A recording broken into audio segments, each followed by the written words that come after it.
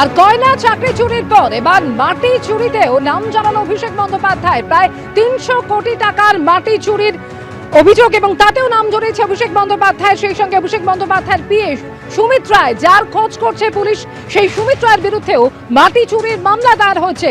১৬৩ বিঘা খাস জমির মাটি গায়েব হয়ে গিয়েছে, ৩০০ কোটি টাকার দুর্নীতি হয়েছে।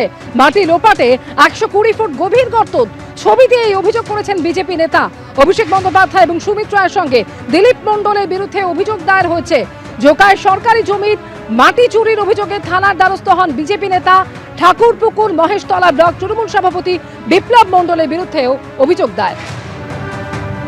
ডায়মন্ড হারবার লোকসভা জুড়ে বিপুল পরিমাণে মাটি কেটে বিক্রি করে দেওয়া হয়েছে এবং আপনারা নিজেরাও দেখেছেন যে এই মাটির গাড়িগুলোর ফলে কত মানুষের অ্যাক্সিডেন্ট হয়ে মারা গেছে। প্রতিবাদের কোনো ভাষা ছিল না।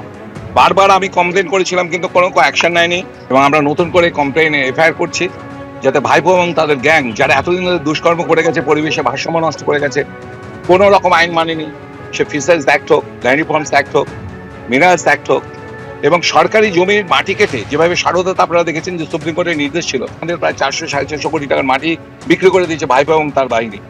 ঠিক একই রকম ভাবে মেট্রো রেল, সেই মেট্রো রেলের কারশেড যেখানে রয়েছে, সেই কারশেডের পেছনের জায়গা থেকে সেখান থেকে পুরো জমিটা পুরো কেটে ওরা বিক্রি করে দিয়েছে প্রায় হচ্ছে ১৬৩ বিঘা। ফলে প্রায় ৩০০ থেকে ৩০০ কোটি টাকার উপরে এই মাটি বিক্রি হয়েছে। যে খবর আপনাদের জানাচ্ছি, চাকরি এবং কয়লা চুরির পর এবার মাটি চুরিতেও নাম জড়িয়েছে অভিষেক বন্দ্যোপাধ্যায়ের। এই নিয়ে মামলা দায়ের হচ্ছে।